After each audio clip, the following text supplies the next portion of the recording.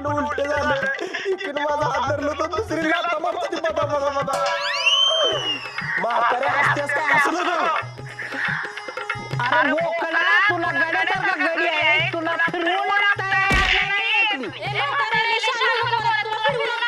ए कुत्रे बेटा तर नाही गोळीच घालीन. ये की आता मोर ये की.